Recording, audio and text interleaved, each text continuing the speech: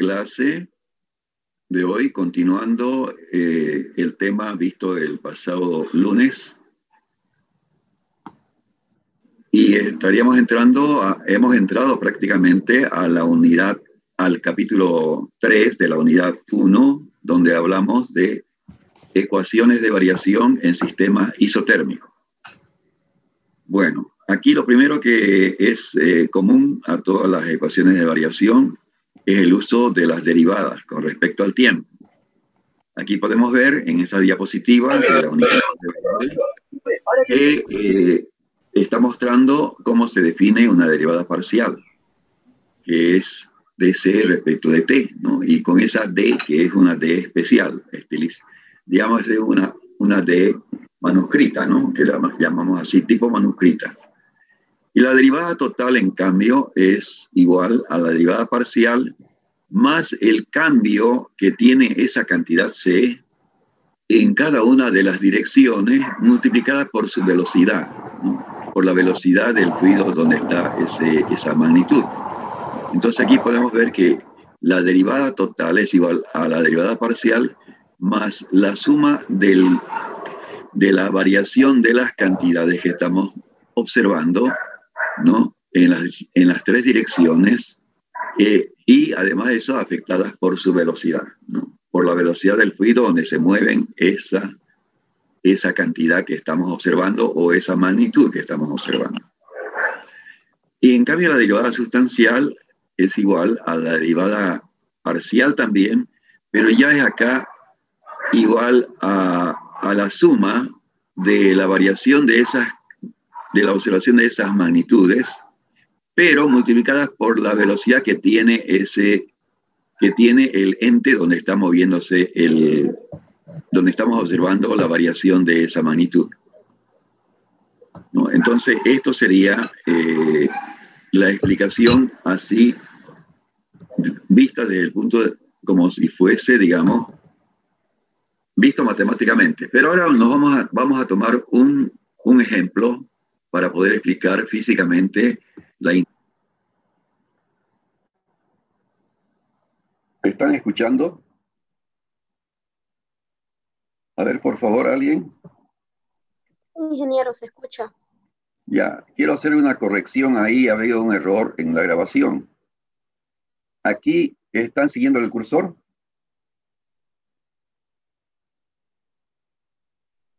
Sí, ya. ingeniero. Esta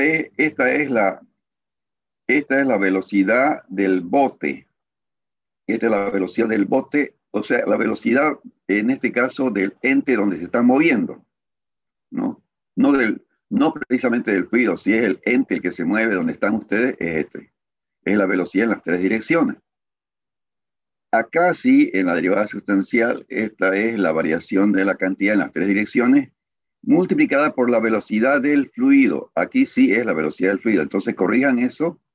Ha habido un error ahí en la grabación, ¿ya? Seguimos. Interpretación de estas tres derivadas. Cuando hablamos de la derivada parcial, supónganse ustedes que están en la parte superior del puente donde hay un río que tiene peces, ¿no? Hay peces en el río.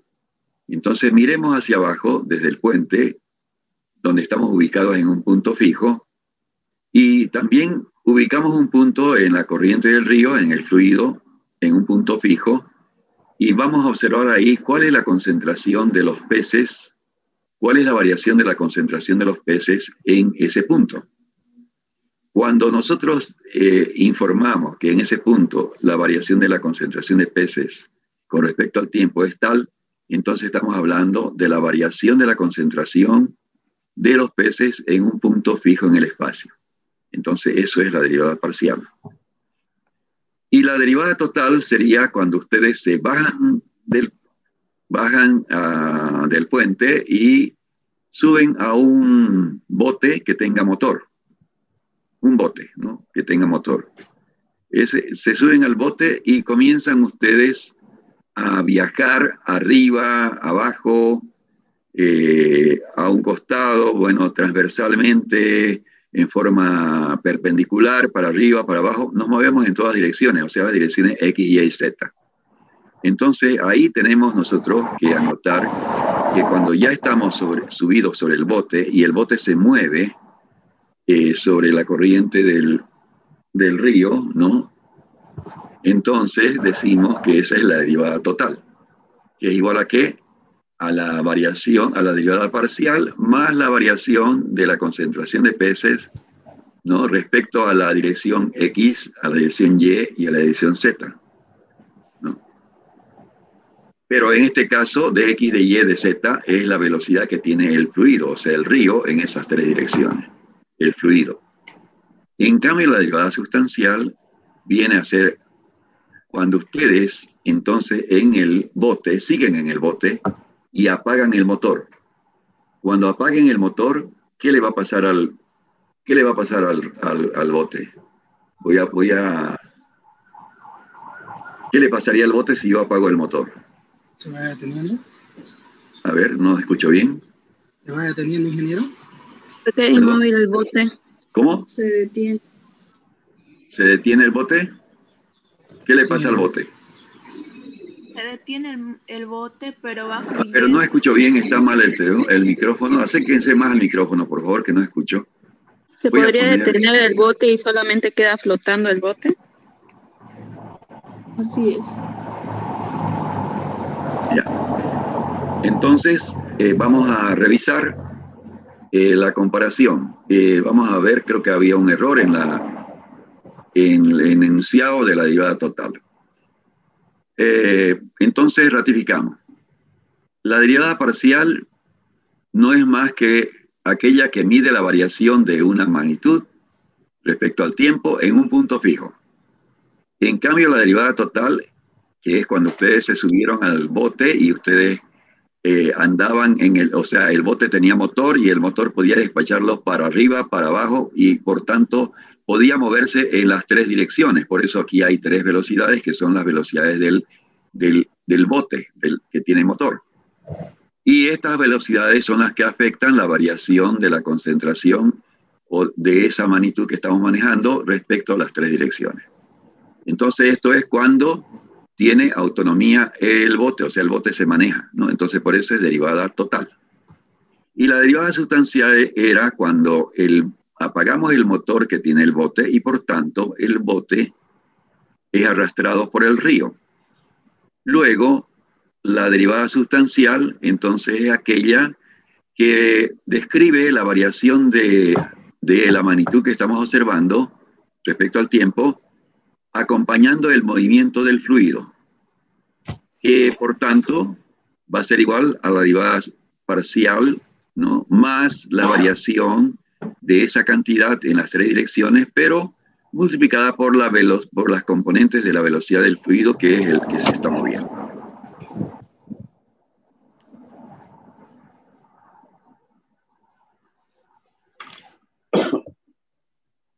Bueno, vamos a reanudar la grabación una vez que ya hemos podido ver nosotros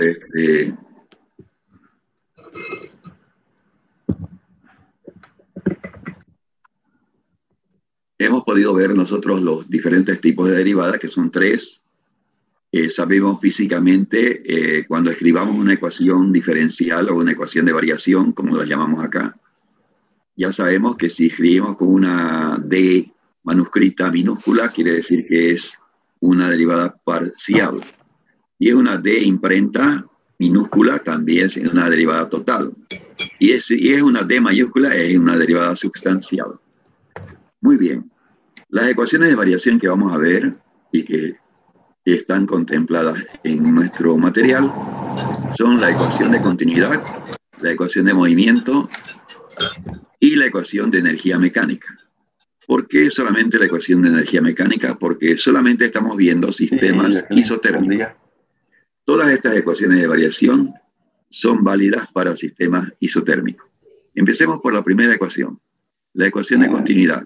Para ello, nosotros imaginamos este cubo, digamos que está en están viendo, ustedes pueden ver en su sala, Ya, hay una ¿cómo, esquina, a no esa sé esquina si le pueden doña llamar Vani Z, irá este eje, a la otra dejármelo para que dirección lo que está firme y se acá lo es pase? X, y esta dirección que Ya, va hacia ustedes es Y. ya yo se lo paso, no hay problema, Entonces, ¿no? esto lo estamos imaginando Ya, dentro de bueno, nuestro ya, cuadrante, bueno. acá.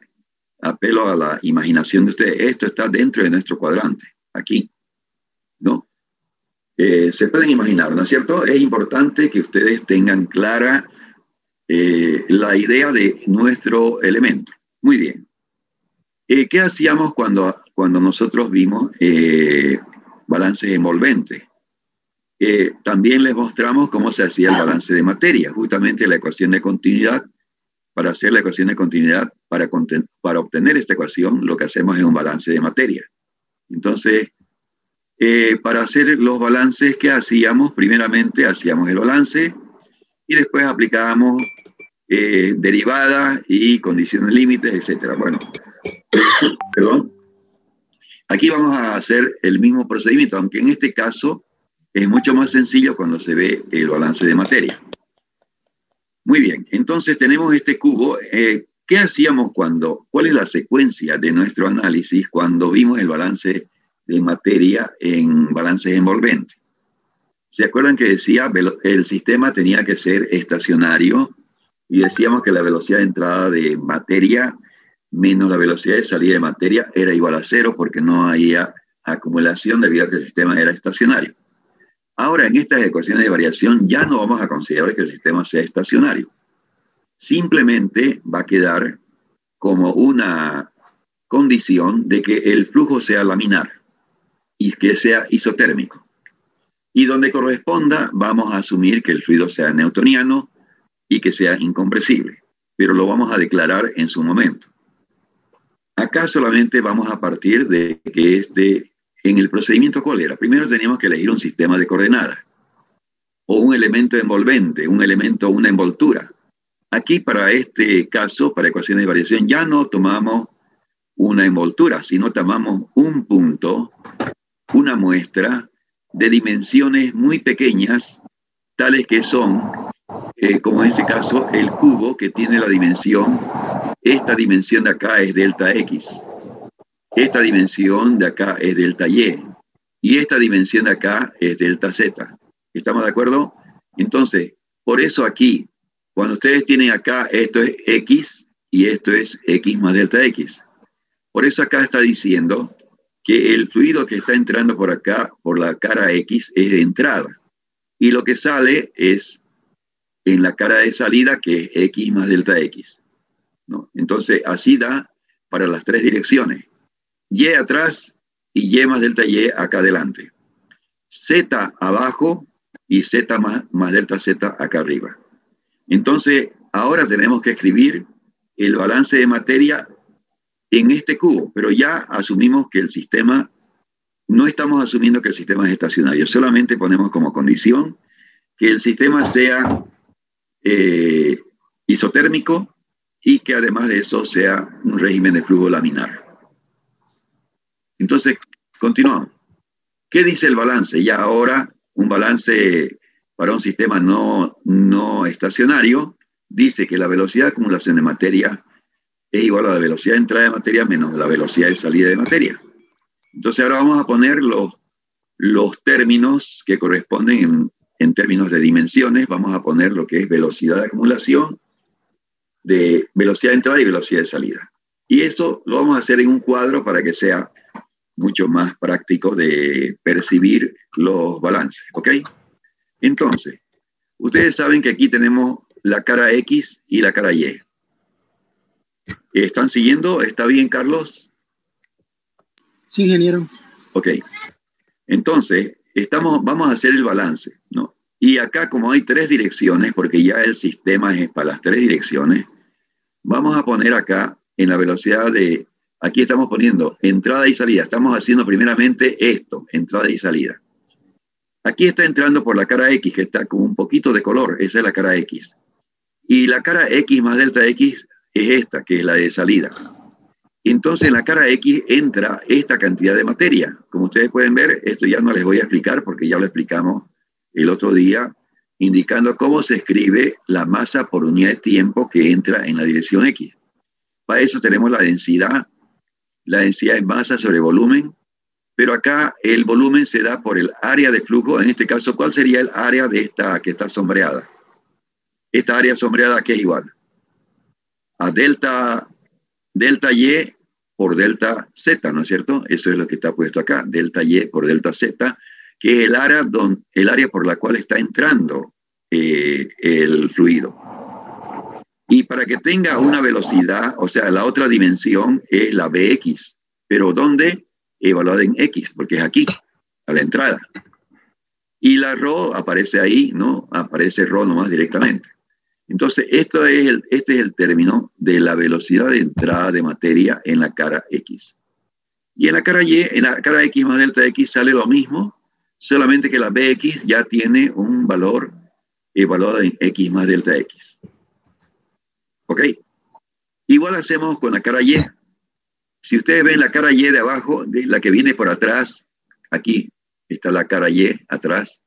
¿Qué dimensiones tiene esta área que estoy mostrando con el cursor? ¿Qué dimensiones tiene? Sería delta Z por delta X por delta Z. Eso es lo que tiene usted acá, delta X por delta Z. Ya está. Esto es para la cara Y. Para la cara Z, está entrando por abajo y está saliendo por acá arriba. ¿Cuál es el área por donde está entrando la materia en la cara Z? Sería delta X por delta Y. Ahí está, delta X por delta Y. Igual ocurre acá a la salida. Ya está, esas son las velocidades de entrada y de salida. ¿Qué nos falta? Escribir la velocidad de acumulación de materia. Entonces, para eso vamos a escribir la derivada parcial, porque estamos haciendo, ¿por qué pongo derivada parcial? Porque estoy describiendo lo que pasa en un punto fijo, por tanto no es derivada total, sino es derivada parcial. Entonces ahora, como la magnitud que yo puedo hacer cambiar y que no he dicho nada de la densidad, ¿no? Porque es un fluido, puede ser un gas, puede ser un líquido. Entonces, ¿a qué sería igual la cantidad de materia que se acumule en este cubo? En este cubo se va a acumular materia. ¿Debido a qué? Debido a la materia que va a entrar por las tres caras, o sea, ¿no? Y eso yo puedo escribir entonces que si voy a acumular materia, la acumulación de materia es derivada de la variación de la masa por el tiempo. O sea, esa sería la velocidad de acumulación de materia. Derivada parcial de la masa respecto al tiempo sería la derivada parcial en este punto, en punto fijo. Entonces, como no puedo poner masa, tengo que poner en términos de lo que yo conozco del fluido. No conozco la masa que hay en este fluido, pero la masa de este fluido es igual a la densidad. Por tanto, la pongo la densidad dentro. Y el volumen tiene una dimensión finita.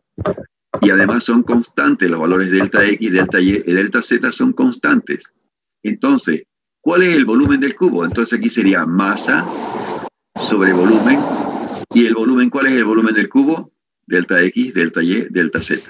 Entonces, de esta manera tenemos la expresión de la variación de la densidad, o sea, en este caso, la velocidad de acumulación de materia.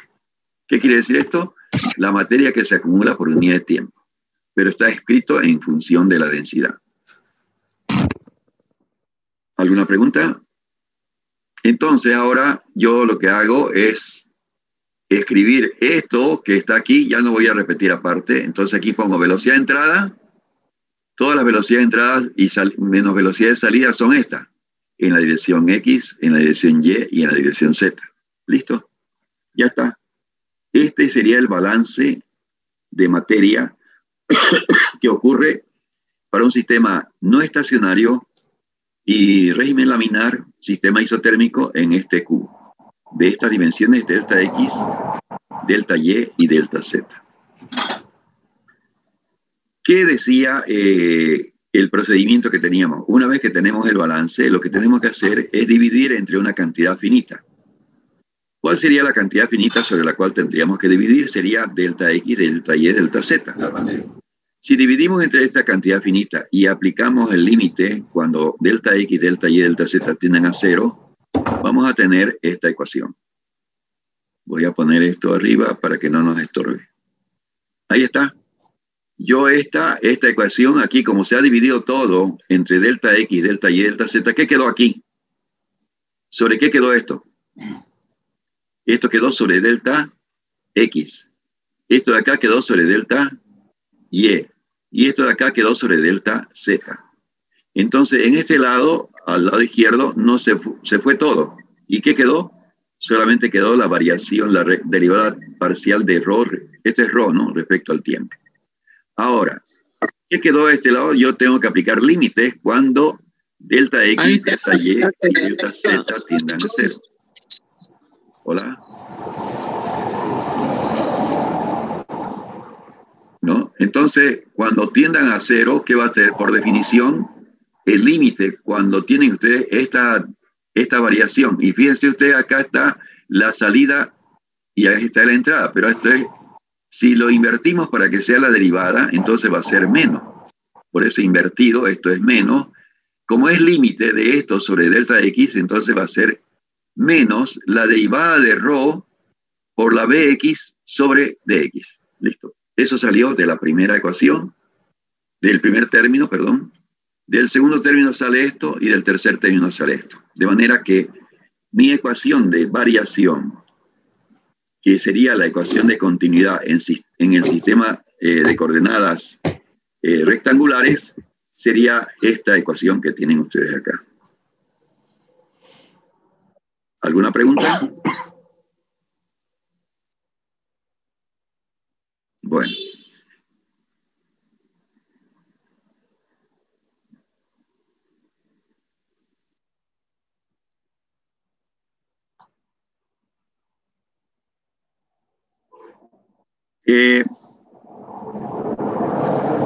Ahora, si yo quiero escribir esta ecuación de la forma compacta, ¿no?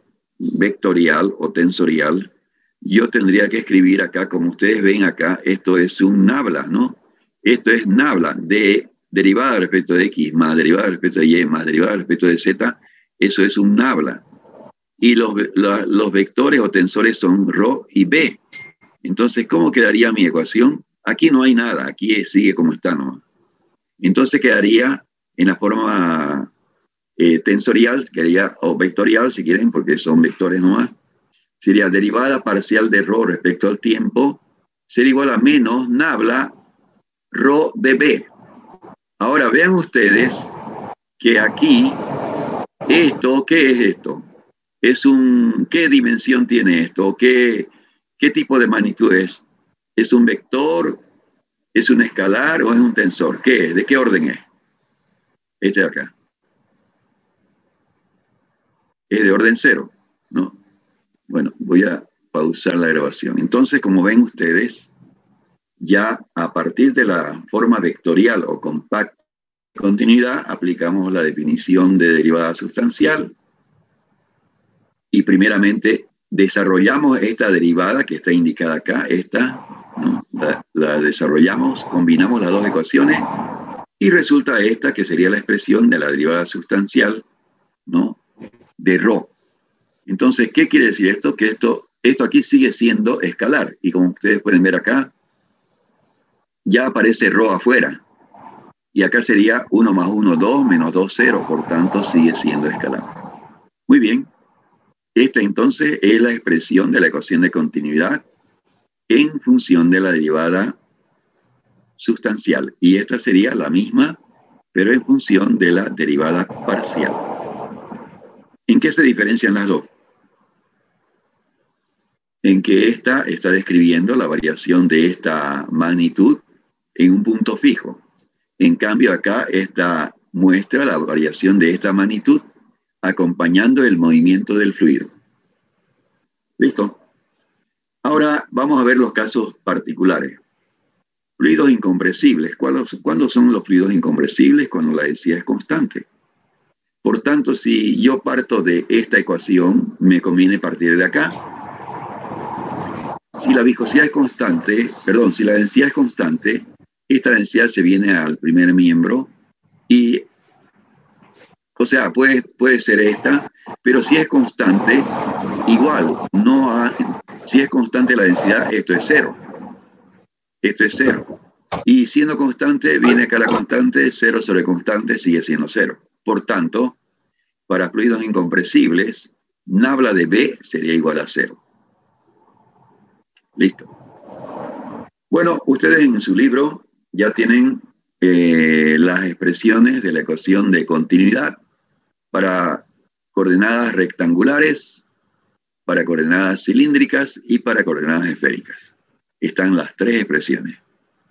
Solamente que aquí están todos los términos, están en el primer miembro. Como ustedes ven acá, ¿se acuerdan? Esto era igual a menos todo esto, ¿no? Entonces ahora se dio todo el primer miembro, por tanto todo esto es igual a cero.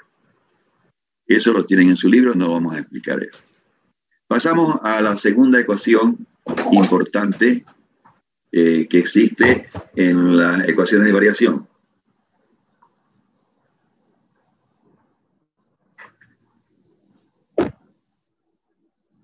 Y es la ecuación de movimiento. Ahora ya no vamos a hacer explicaciones de los tipos de derivadas, ya los conocemos. Directamente vamos a ir a tomar el mismo elemento de volumen, sobre el cual vamos a hacer el balance de cantidad de movimiento. En este caso, también escribimos o establecemos que el sistema es isotérmico y que el flujo es laminar, nada más, el régimen de flujo laminar.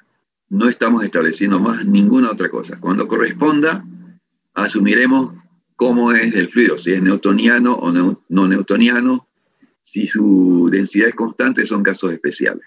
Vamos a ver entonces primeramente el caso general, cuando el sistema es isotérmico, no estacionario y además de eso es laminar.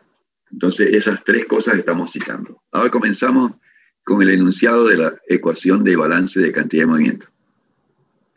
¿Se acuerdan ustedes en el capítulo 2 vimos que la velocidad de entrada de cantidad de movimiento menos la velocidad de salida de cantidad de movimiento más la sumatoria de fuerzas eran igual a cero, ¿no? ¿Se acuerdan de eso, no? Aquí es velocidad de entrada menos velocidad de salida más sumatoria de fuerzas, ¿no? Aquí hay un pequeño error. Entonces, esto decíamos era igual a cero, porque cuando vimos balances envolventes asumimos que el sistema era estacionario. Aquí ya no.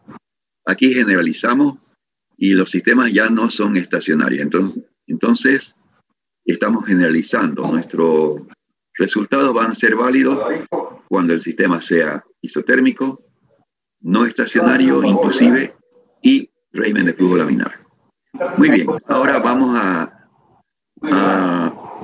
establecer cuáles son los valores de cada uno de estos términos de la ecuación de balance. Entonces, nuestro sistema es este. Vamos a comenzar. Y solamente, como ya aquí tenemos que hay tres direcciones, vamos a hacer solamente el balance para una componente, ¿no? Porque si hacemos para las tres componentes se va a hacer muy largo. Entonces, porque se repite. Entonces, solamente hacemos el balance para la componente X.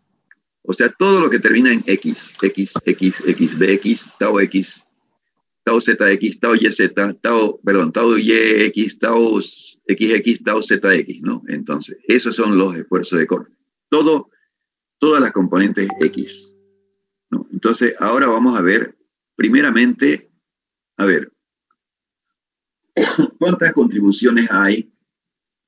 ¿De qué forma entra y sale cantidad de movimiento? Perdón.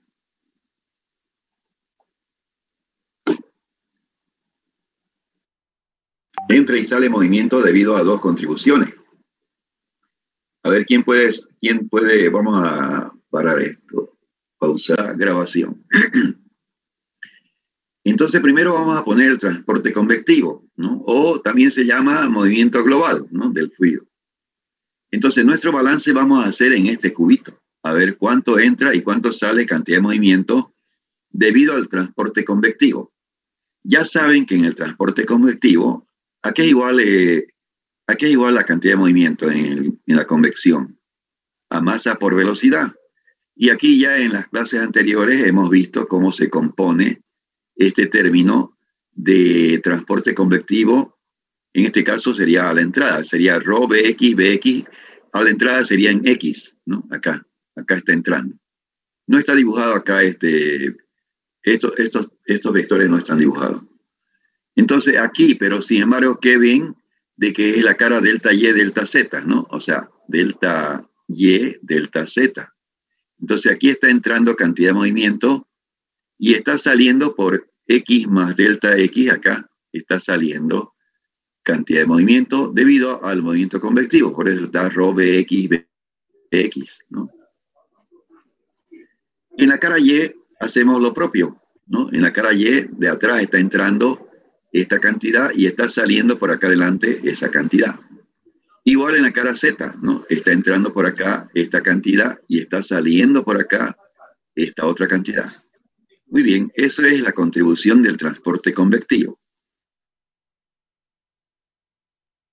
Ahora veamos el transporte viscoso. Otra vez aquí tenemos solamente la componente X, por tanto, vamos a poner X, o sea, tau XX, tau YX y tau ZX. No se meten los demás, porque aquí hay 3, ¿no? Entonces, ¿qué tengo yo acá? Primeramente, a la entrada. O sea, aquí cuando está entrando, aquí dice, está entrando cantidad de movimiento acá. Si está entrando, igual está diciendo que es la fuerza por unidad de área que se está produciendo en la entrada. Entonces ahí por eso es lo mismo, la misma área en la entrada y en la salida. Aquí igual en la dirección Y también la misma área. Y la componente Z, perdón, la dirección Z, delta X, delta Y, delta X, delta Y. Entonces ahí están las contribuciones del transporte viscoso en las 3 caras de la componente X. Este es transporte viscoso en la dirección, en la componente X del transporte viscoso, la componente X del transporte convectivo. ¿Qué nos falta? Las fuerzas que el fluido ejerce sobre el sistema. Suma de fuerzas sobre el sistema, dice, ¿no? Entonces, veamos esa. Aquí, el balance de fuerzas. Primeramente, vamos a hablar de las fuerzas de presión. Y estamos hablando de la dirección X, por eso acá en la cara X hay una presión. Y en la cara X más delta X hay otra presión. Entonces, esta diferencia de presión multiplicada por el área sobre la cual se está produciendo la presión, esa es la fuerza de presión que se está ejerciendo sobre el sistema. Y esta sería la fuerza de gravedad también, ¿no? Que se está ejerciendo sobre el sistema. O sea, yo tengo acá que la fuerza de gravedad sería el peso de este elemento de volumen. ¿A qué es igual el peso de este volumen? De este elemento de volumen sería igual a la masa por la gravedad. ¿Y cuál gravedad? La componente X, ¿no es cierto? Entonces, pero no tengo la masa, pero tengo la densidad, ¿no? Entonces, como tengo la densidad, yo voy a aplicar, para poner masa, pongo densidad por volumen. Ya está, esa es la masa de este volumen del elemento. Y como he multiplicado por la Gx, entonces estoy hablando de la componente Gx de la fuerza en la componente X, o la componente X de la fuerza de gravedad. Muy bien. Una vez que ya tenemos las fuerzas, vamos a poner la velocidad de acumulación también. La velocidad de acumulación, ¿a qué sería igual? Sería igual a la cantidad de movimiento que se acumula en el cubo. ¿A qué igual la cantidad de movimiento? ¿Cómo se define la cantidad de movimiento? Como masa por velocidad. Entonces la velocidad es X, porque estamos hablando de la componente X. Entonces, en lugar de poner masa por velocidad respecto al tiempo, que es la variación de la cantidad de movimiento, yo a la masa la sustituyo por la densidad y por el volumen del cubo. Otra vez el volumen del cubo. Y la densidad, esa es la masa por la velocidad Vx. Por tanto, esta sería la que corresponde al término de acumulación.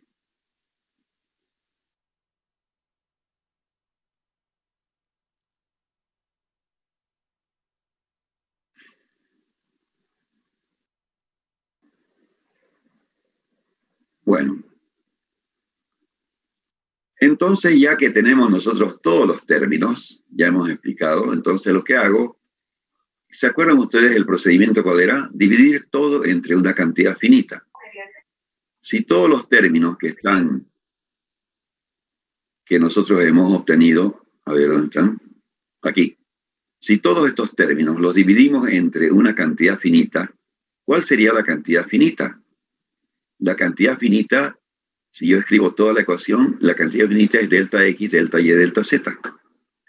Entonces, si yo divido todas las ecuaciones, todos los términos de la ecuación entre delta X, delta Y, delta Z y aplico límites cuando delta X, delta Y, delta Z tiendan a cero, y cuando ya he aplicado los límites, aplico la definición de primera derivada, ¿qué va a quedar? Fíjense ustedes como muestra este término. Se fue todo esto y ¿qué quedó? Derivada de ρ por Bx respecto al tiempo, eso es. Esta es la cantidad que quedó en el primer miembro. En el segundo miembro, ¿qué quedó? Veamos. ¿Qué quedó en el segundo? Por ejemplo, este. Ustedes, vamos a poner este. Si ustedes dividen en todos estos términos entre delta X, delta Y, delta Z, ¿qué tienen? Acá sería entrada menos salida. Entonces aquí sería menos tau XX dividido entre delta X. O sea, sería en el límite, sería la derivada de esto respecto de X. Aquí sería la derivada de esto respecto de Y y acá respecto de Z. Y eso es lo que sale acá. Ahí está.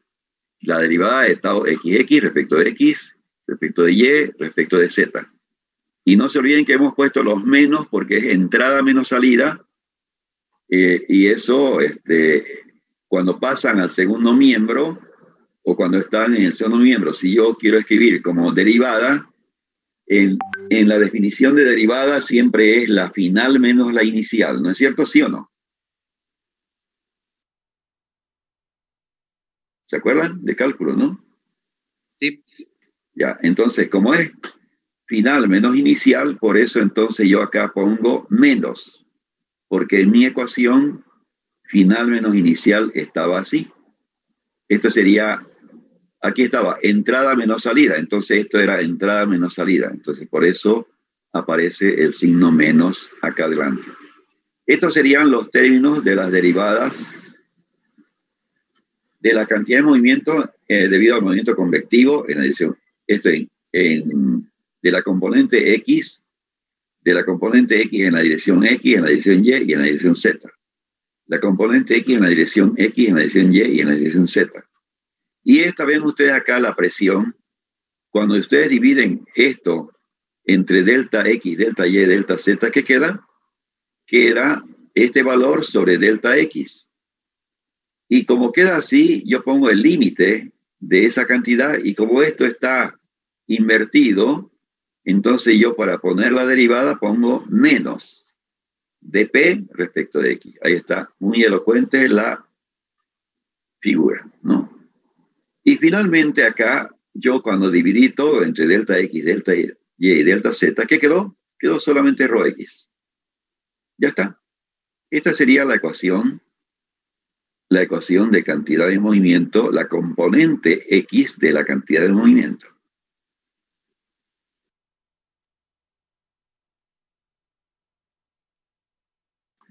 Continuando. Entonces, una vez que ya tenemos acá la forma compacta de la ecuación de cantidad de movimiento, esto es para las tres direcciones, entonces podemos hacer uso ahora de la ecuación de continuidad para ver qué tipo de ecuaciones derivadas podemos tener.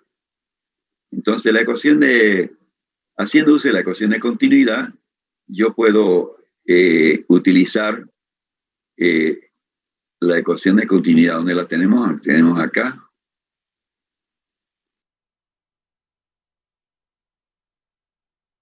Esta. La tenemos esta ecuación de continuidad o la tenemos esta otra, igual. Pero esta es más práctica, ¿no? La derivada sustancial. Entonces, yo lo que hago es simplemente desarrollar esta ecuación hay que desarrollarla y reemplazar el valor de la ecuación de continuidad, ¿no? En términos de la ecuación de continuidad para derivada sustancial. Entonces, cuando hagamos eso, va a salir como resultado que la ecuación de continuidad, la ecuación de cantidad de movimiento, esta es la ecuación de cantidad de movimiento compacta. Esta compacta que está describiendo la variación de la cantidad de movimiento en un punto fijo. Si yo aplico esta ecuación de continuidad con la variación, con la derivada sustancial, voy a obtener esta ecuación de cantidad de movimiento. ¿Qué describe esta ecuación de cantidad de movimiento? También describe la variación de la cantidad de movimiento, pero acompañando el movimiento del fluido. Listo, esa es la diferencia. Entonces ahora ya podemos ir a ver las tablas que están en el libro texto, en el BIRT. Están las tablas de todas estas ecuaciones compactas, están sus componentes. Veámoslas a ver. Y además de eso, existen tabulaciones de la ley de Newton ya en forma completa, donde ya no estamos hablando de una componente nomás, ya son de una dirección, mejor dicho. Estamos hablando de las componentes del esfuerzo de corte, que son las que tenemos acá, ¿no? Ok, entonces esa es la ley de Newton de la viscosidad. Ustedes pueden tomar esta ecuación y aplicarla a su sistema. O sea, igual pueden partir de esta o pueden partir de la definición que corresponda, digamos, a su componente, ¿no? ¿Se acuerdan que nosotros habíamos puesto, a ver, cuál habíamos visto? Tau YX, creo, ¿no? ¿Se acuerdan? Tau YX dijimos que era igual a menos mu por dBx respecto de Y, ¿correcto? ¿Sí o no? A ver, sí, ¿no? Esto habíamos visto, ¿no? Que tau YX, en el ejemplo que vimos, cuando estábamos viendo la ecuación de Newton, la ley de Newton, dijimos que interpretamos que tau YX era igual a menos mu por dBx respecto de Y. Pero acá en esta ecuación está apareciendo más dBy respecto de X. ¿Qué pasó? Que nosotros acá, cuando aplicamos a nuestro sistema, no había movimiento en la dirección Y. Por tanto, este término es cero. Y por tanto, nuestra ecuación, nuestra expresión de la ley de Newton está correctamente escrita. Igual puede pasar con las otras componentes. Bueno, aquí tienen las ecuaciones de movimiento para fluidos newtonianos, donde ya han aplicado la ley de Newton de la viscosidad y han sustituido las ecuaciones de movimiento. Bueno, ahora vamos a ver las formas simplificadas, que ya de alguna manera las hemos comenzado a ver. Las formas simplificadas de la ecuación de movimiento son estas que estamos mostrando acá, a partir de esta ecuación. Esta es la ecuación general de cantidad de movimiento, pero está describiendo la variación de la cantidad de movimiento acompañando el movimiento del fluido. Esa es la interpretación. Si partimos de esta ecuación, podemos tener 1, 2, 3 casos especiales. El primer caso especial sería cuando el fluido es de densidad y viscosidad constante. Entonces, si la viscosidad y la densidad son constantes, entonces yo tengo que esa ecuación que resulte se va a llamar la ecuación de Navier y Stokes. Entonces, ¿cómo se hace eso? Aquí se aplica el esfuerzo de corte en función de la ecuación de la expresión de Newton, porque como es de densidad y viscosidad constante, entonces la viscosidad es constante, por tanto es un fluido newtoniano. Entonces puedo aplicar que tau es igual a menos mu por dB, por nabla de B, ¿no? Por nabla de B, porque es general. Entonces menos mu por nabla de B, yo multiplico por este menos nabla de tau, ¿qué queda? Más mu por nabla cuadrado de B, porque ya aparecen dos nablas. ¿Listo? Esa es la variación acá. Aquí no hay variación, sigue siendo la misma cantidad y aquí tampoco. Entonces, esto es la ecuación de Navier-Stokes, que es la ecuación de cantidad de movimiento cuando la densidad y la viscosidad son constantes. La ecuación de Euler, ¿no?, es para sistemas de flujo sin efectos viscosos. ¿Qué significa eso? Que este término sería cero. ¿Cuándo serían los efectos viscosos despreciables? Cuando el fluido tiene una viscosidad muy, muy pequeña, ¿no es cierto? Cuando siendo newtoniano aún, y además de eso la viscosidad sea muy pequeña, sea un fluido muy ligero, ¿no? Entonces, este término sería 0 y por tanto quedaría este valor igual a este más este. Ese es para fluidos sin efectos viscosos. Ahora, si el fluido estaría en reposo,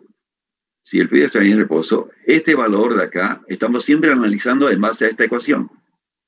Esta ecuación acá es 0 porque está en reposo, no hay velocidad. Tampoco hay gradiente de velocidad, por tanto esto también es 0. ¿Y qué queda? Queda menos P más rho G. Esta ecuación de la cantidad de movimiento para fluido en reposo es muy útil cuando queremos determinar la variación de la presión con la altura, ¿no? En una masa de fluido. Por ejemplo, cuando ustedes quieren calcular, conociendo la presión acá en Santa Cruz, pueden calcular la presión a cualquier altura, porque nabla de P, ya cuando veamos nosotros, aquí igual nabla de P, si es una sola dirección, sería a derivada de P respecto de X, o respecto de Y, respecto de Z, ¿no? Según la dirección que tomemos, ¿no? Las coordenadas que tomemos. Bueno, aquí tienen las ecuaciones publicadas en las tablas de cantidad de movimiento. Acá está en función de los esfuerzos de corte, la que han visto. Esta es la que vieron, ¿no es cierto? Componente X, componente Y y componente Z.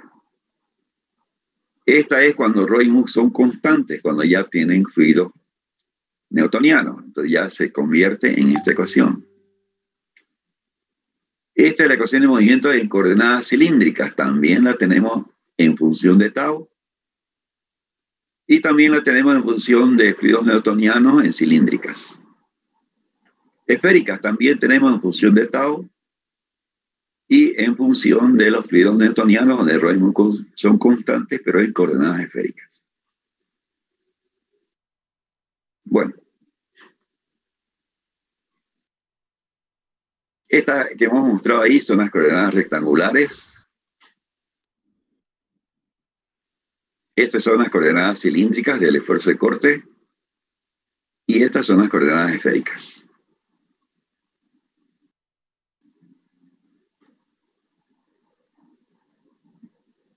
Muy bien. Con esto hemos terminado entonces la parte de ecuación de movimiento.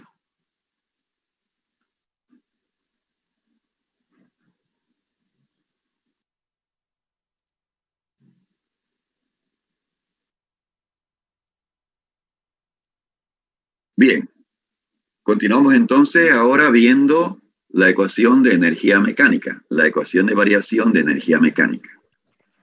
En este caso, nosotros no hacemos una ecuación de balance de cantidad, pero una ecuación de balance de energía mecánica, sino que partimos de la ecuación de movimiento, que sería la que ustedes han visto ahí en función de la derivada sustancial. Partimos de la ecuación de movimiento y esta ecuación de movimiento la multiplicamos por un medio de la velocidad, de manera que al multiplicar por un medio de la velocidad, automáticamente ya tenemos los términos acá de energía. ¿Qué términos tiene la energía? Si ustedes están hablando de una ecuación de energía, esto tendría que ser la energía por unidad de tiempo, ¿no? La energía por unidad de tiempo que se estaría acumulando. Esta es la velocidad de acumulación de energía por unidad de tiempo. Pero esta energía es mecánica, es solamente la mecánica. No entra no entra ningún otro tipo de energía. ¿Cuáles son las formas de energía mecánica? La energía cinética, la energía potencial y el trabajo mecánico, ¿no es cierto? Entonces, el trabajo también puede ser realizado por las presiones y por la fuerza de gravedad. Entonces, ya nosotros acá la ecuación de movimiento la utilizamos Y para darle la forma de una ecuación de energía mecánica, multiplicamos por la velocidad, de manera que ya queda consistente.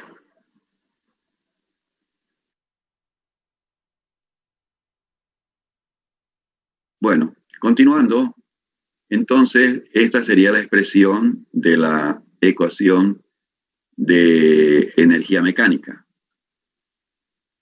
Entonces tiene términos, las magnitudes son energía por unidad de tiempo por unidad de volumen. Ahora, si yo ahora aplico a esta ecuación, le aplico la ecuación, digamos, que tenía anteriormente, ¿no? Si yo pongo los demás términos, sustituye con la ecuación de movimiento, que esta es esta. Si a esta ecuación yo le aplico, sustituyo el valor de la ecuación de continuidad y pongo en función de la variable parcial, voy a tener esta ecuación. Esta sería la ecuación de energía mecánica, donde están mostrando la variación de la energía mecánica por unidad de tiempo, por unidad de volumen, ¿no? Eso es, por unidad de tiempo, por unidad de volumen. Quería yo que sepan las unidades porque yo tengo que hablar de la energía. Esta es velocidad de acumulación de energía. ¿Qué quiere decir eso? Energía por unidad de tiempo, pero además de eso por unidad de volumen. Una vez que tengo esta ecuación, yo esta puedo ponerla en función de... Puedo ponerla, digamos, puedo poner los términos de esta ecuación, los voy a interpretar ahora en un diagrama. Ahí está. Si yo tengo un sistema como este, ¿no? Y yo quiero interpretar cada uno de los términos de esta ecuación de energía mecánica, voy a tener, lógicamente que esta es una ecuación general, donde por ejemplo acá no hay sistema, no hay calor, entonces este término lo ignoramos, no hay, esto no lo ignoramos. Solamente habría acá, tampoco esto vamos a hablar de energía interna, tampoco no hay, porque varía con la temperatura. Habría solamente esta energía mecánica que se puede intercambiar con el medio, ¿no? Aquí. Y ahora esta disipación viscosa puede convertirse en una energía interna. Esa disipación viscosa está expresada por este valor que está aquí, ¿no? Entonces, entonces ya tengo aquí este término, es el término de disipación viscosa. Este término de acá es, como ustedes pueden ver acá, P por nabla de B, este es el término de compresión y expansión, ¿no? Que puede ser intercambiado dentro del sistema. En cambio, en este caso, esto puede ir acá y puede volver. En cambio, la disipación viscosa, no, se va y se disipa como calor, ¿no? Eso es cuando se mueve el fluido, se calienta. Entonces, esa energía que se pierde, esa es disipación viscosa. Los otros términos que ustedes ven, ahí están los términos de trabajo. Trabajo debido a la gravedad, trabajo debido a las presiones y trabajo debido a las fuerzas viscosas. ¿Ahí dónde está? A esto. Uy, me volví. Ya. Entonces, esa sería la interpretación de cada uno de estos términos, ¿no? No se olvide entonces acá, esto es energía mecánica, ¿no? La variación de energía mecánica es igual a la variación de energía mecánica debido al cambio de velocidad, debido a las fuerzas de gravedad, a las fuerzas viscosas, a las fuerzas de presión, y también aparece un término que tiene que ver con la expansión y compresión que puede intercambiarse dentro del sistema. Y las fuerzas viscosas que también proporcionan una disipación viscosa en la forma de calor. Entonces, esa es nuestra interpretación de cada uno de los términos de esta ecuación. Con esto, entonces, damos por concluida, digamos, la revisión, el análisis de las ecuaciones de variación. Que repetimos, hemos visto entonces la ecuación de continuidad, la ecuación de cantidad de movimiento y la ecuación de energía mecánica.